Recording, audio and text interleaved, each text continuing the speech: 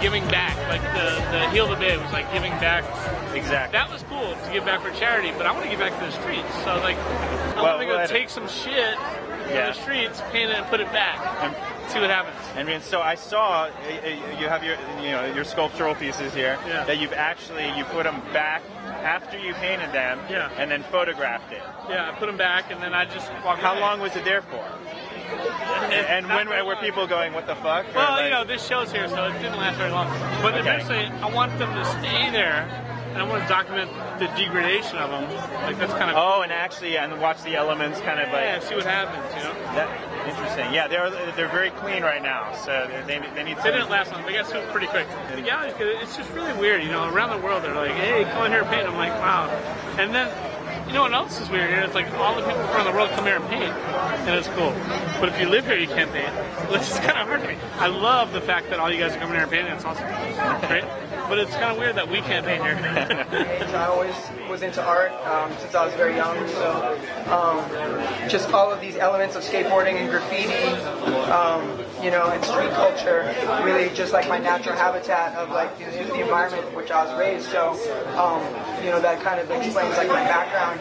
And just along the way, I met all these amazing people that, I have these great relationships with. And I'd like to thank all my artists for contributing this amazing pieces for this show. And, it's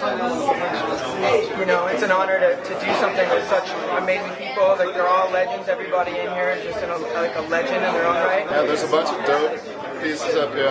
basically John put together the whole show. Amazing. I have an art gallery and photo studio called Box 8 in downtown. I'm the president of Box 8, and we've been putting on art shows and content stuff just for years and years. So when John hit me up about the show, he told me the artists involved, and of course, I wanted to kind of do my best to put my network and the Box 8 network behind John as well, because there's so many great artists involved. So I'm stoked to be here. The response has been great. I started skateboarding when I was 11 years old, and the reason why I'm here at this show is because some of my friends are in it, but also Steve Caballero's here. I always looked up to him as a kid, one of my favorite pros. Chad Musko's work is amazing, good friend of mine. Risk's work is good.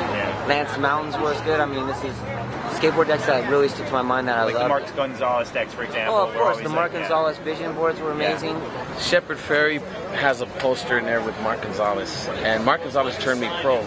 He turned me pro back in 92 with a company called ATM Click.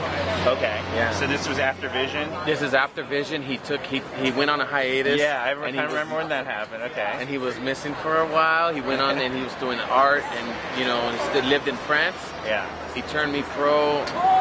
When he came back, he wanted to start a company.